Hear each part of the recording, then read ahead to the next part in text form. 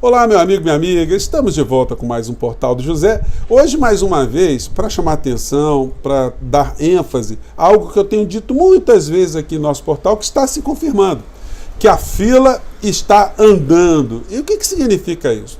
Bom, há mais de 400 dias, quando eu fazia aqui no nosso portal uma contagem regressiva, dizendo que ao final do processo eleitoral essa gente iria para o lixo da história, isso está se confirmando. E que muitas pessoas iriam para a cadeia, sobretudo a figura do ex-presidente da República também. Muitas pessoas achavam que isso era uma força de expressão, mas não era não, nunca foi. Sempre foi análise do que estavam fazendo alguns personagens, como é a lei em nosso país, a Constituição do nosso país, como funcionam ou deveriam funcionar as instituições e as estruturas de poder. Isso tudo teria um final, e o final seria muito ruim para essas pessoas todas. Gente, uma coisa é alguém estar fazendo mal a uma nação dentro do poder. Outra coisa é essa pessoa tentar fazer mal à nação fora do poder. São situações muito diferentes. O que estão passando agora, essas figuras que fizeram mal no poder e que não entenderam ainda que não tem mais esse poder, o fim que está sendo desenhado para todas elas é muito complicado. Não é por outra razão que hoje mais cedo eu comentei com vocês que o Brasil está às voltas de termos aqui uma espécie de novo tribunal de Nuremberg. O que significa isso? Bom, vou conversar com vocês das repercussões, dos pesadelos que o bolsonarismo vai ter, o que pode acontecer com o ex-presidente da República na iminência da sua prisão, mas antes de mais nada, quero convidar você que está chegando agora no nosso portal e não nos conhecer, a se inscrever. Você que é muito bem-vindo, conheça também os nossos outros vídeos, se você gostar, compartilhe, dê o seu joinha, participe aqui das nossas atividades, vote no nosso portal para a premiação do IBEST, que eu vou deixar o link no nosso primeiro comentário, aqui também na parte de descrição do nosso vídeo. Enfim, vamos cada vez mais ajudar a jogar luzes sobre os acontecimentos do nosso país, tá bom? Então, vamos seguir em frente. Gente, hoje mais cedo, eu fiz uma referência aqui ao nosso movimento, né? Em 1789, de Tiradentes, a Conjuração Mineira, que muitos chamam de Inconfidência Mineira, que tentou libertar o nosso país do jugo de forças poderosas, né, forças econômicas, forças políticas, e não conseguiu. Mas a chama permaneceu acesa ao longo da história do nosso país por tanto tempo. E hoje ela continua ainda, né, acesa em pessoas como eu, você, outras que a gente conhece também, que estão lutando para que a gente consiga dar passos à frente nesse processo civilizatório. Às vezes é muito difícil, mas estamos conseguindo. E agora nós temos uma oportunidade muito importante para colocar mais situações nos seus devidos lugares e muita gente na cadeia.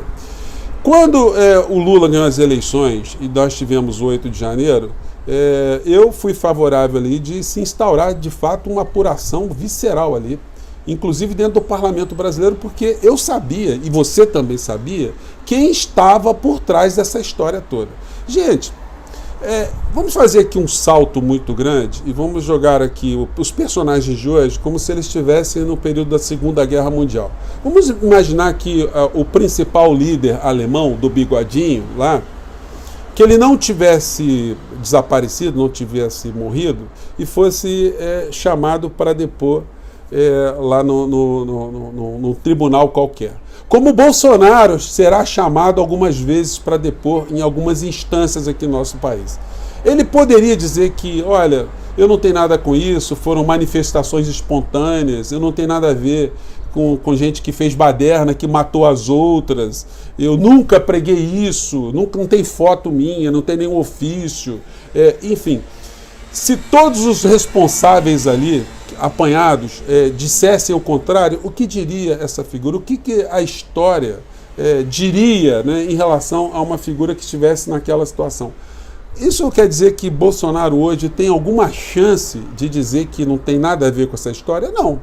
Ele está absolutamente encalacrado. Quanto mais ele falar, mais ele vai se complicar. Para ele, a única solução que restaria, né, foi aquela que restou para aqueles que foram apanhados na Segunda Guerra Mundial, que optaram em não serem julgados, né?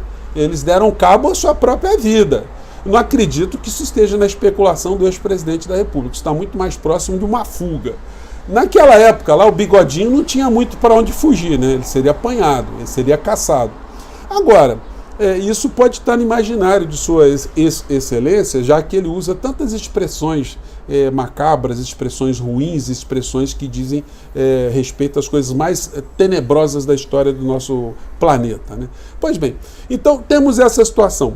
Fato é que o presidente Lula, por uma questão de filosofia, né, não querer criar tumultos, criar antagonismos, mostrar que estava querendo vingança, ele não queria que tivéssemos essa CPI vitaminada. Eu acho um erro, sempre disse isso aqui no nosso portal, porque uma coisa é vingança, né? É uma coisa pessoal, uma coisa passional. Outra coisa é justiça, é ter um encontro com a história, é mandar para a cadeia quem fez crimes, quem praticou crimes contra a nação. São situações diferentes. Bom, Lula não quis isso no começo, mas a história é caprichosa e precipitou agora as situações numa outra direção.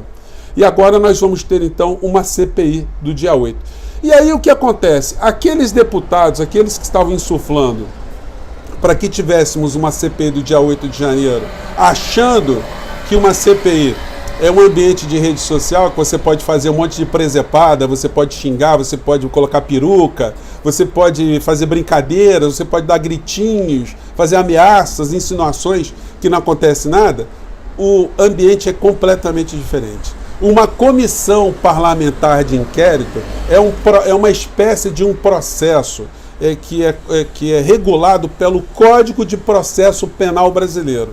Todas as CPIs no Brasil se utilizam do mesmo Código de Processo Penal que o delegado de Polícia Federal utiliza e que o delegado de Polícia Civil utiliza para a investigação de determinados crimes ou acontecimento de alguns crimes. Então, o regramento está formado ali. Qual é o maior problema hoje dessas pessoas que achavam que iam fazer uma farofa? Na verdade, eles disseram que queriam uma CPI, mas no fundo eles não estavam querendo muito, só que agora a lei eclodiu. A questão, gente, é que uma comissão parlamentar mista de inquérito é composta com uma paridade, né, de parlamentares, ou seja, 15 senadores e 15 deputados federais. E a composição dessas CPIs, ou CPMIs, obedece à composição das bancadas dentro do Congresso Nacional. Então, para exemplificar melhor, né, como são 15 deputados numa CPMI, deputados federais, o Partido Liberal, o partido do Bolsonaro, que teve aproximadamente 20% dos parlamentares eleitos no nosso país, quase 100 parlamentares ou 100 parlamentares, então ele teria direito a 20% desses 15 senadores ou deputados, né? Isso faz com que eles tenham direito a 3 senadores nessa CPMI e 3 deputados federais. Gente, é muito pouco para eles fazerem a palhaçada, a algazarra que eles imaginavam que iriam fazer. E aí surgem situações absolutamente incríveis no meio dessa história.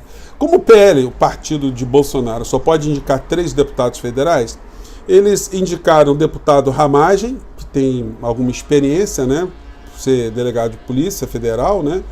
Indicaram lá um outro deputado que eu nem me lembro o nome, e agora estão indicando o Dudu Bananinha. O Dudu Bananinha, e o argumento foi para representar a família. Gente, então, numa investigação, numa CPI, você vai ter um deputado que vai representar a família. Eles estão pensando que isso é reunião de gangster, né? Como a gente via nos filmes de Al Capone, né, que eles tinham aquelas reuniões de gangster, e cada membro ali representava uma família. Então ele acha que vai representar os interesses da família e vai salvar a família da verdade. Ele vai ser escorraçado, vai perder completamente a compostura, eu não tenho a menor dúvida, e vai acabar caçado no final da história, porque ele vai escutar tanta coisa, tanta verdade em relação ao pai dele, que vai ser difícil.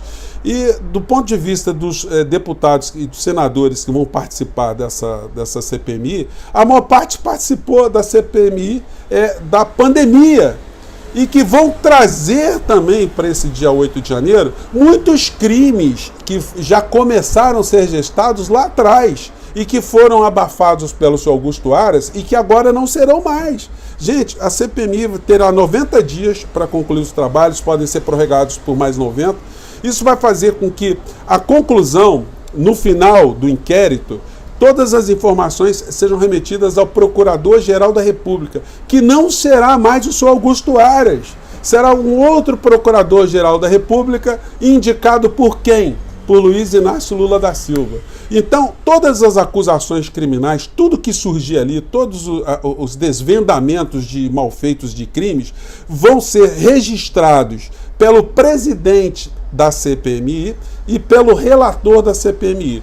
Está se dando uma discussão hoje se o André, tinha esquecido, era o André, aquele que fez o deputado, né? André Fernandes, que se notabilizou por ter feito depilação nas partes íntimas e ter colocado isso aí na internet, ter feito propaganda disso. Pois bem, ele é um dos principais investigados. Então, como é que uma pessoa investigada vai comandar uma CPI onde ele é o interessado? Então, está se tendo uma discussão sobre isso aí. O Nicolas Ferreira, que é o garotinho da internet do PL, né, que virou deputado federal, ele estava querendo um palco, né, para fazer palhaçadas ali. Mas o ambiente não é de fazer palhaçada, o ambiente é de mostrar a verdade. É como se nós estivéssemos no tribunal de Nuremberg, alguém querendo fazer palhaçada para distrair as pessoas de uma maneira geral. Não iria funcionar. O que irá funcionar são as imagens que vão ser mostradas, os depoimentos, as pessoas que estão já no corredor da cadeia para serem responsabilizadas e que vão dizer por que é que cometeram os crimes, quem foi o seu principal inspirador. Isso tudo vai incriminar o Bolsonaro. Cada situação vai incriminar o Bolsonaro, todo mundo sabe disso. E não tem como ele escapar dessa história. Então eu estou dizendo isso para vocês, gente, porque sempre houve uma descrença, acho que não vai acontecer isso, Bolsonaro não vai para a cadeia. Gente, a fila está andando. As peças de xadrez estão sendo jogadas. No final da história, quando alguém está perdendo no tabuleiro, só resta ele derrubar a peça, né? Derruba o rei e levanta e vai embora. Ou quando alguém está apanhando muito numa luta de boxe, o treinador joga a toalha.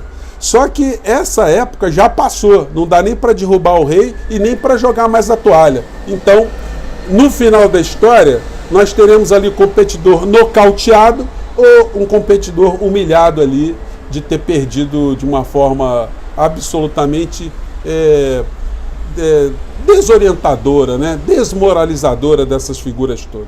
Gente, eu vou ficando por aqui. Se você estava com receio da CPMI, pode mudar o seu foco, porque nós vamos ter aí deputado caçado no final da história, deputado indo para a cadeia, financiador que não apareceu entrando em cana, e muita gente que achou que ia fazer galhofa entrando em cana também, e tudo isso somando cada vez mais dados para que o bigodinho atual da nossa história também vá parar na cadeia. Eu fico por aqui mais uma vez, um grande abraço, até o nosso próximo encontro. Tchau!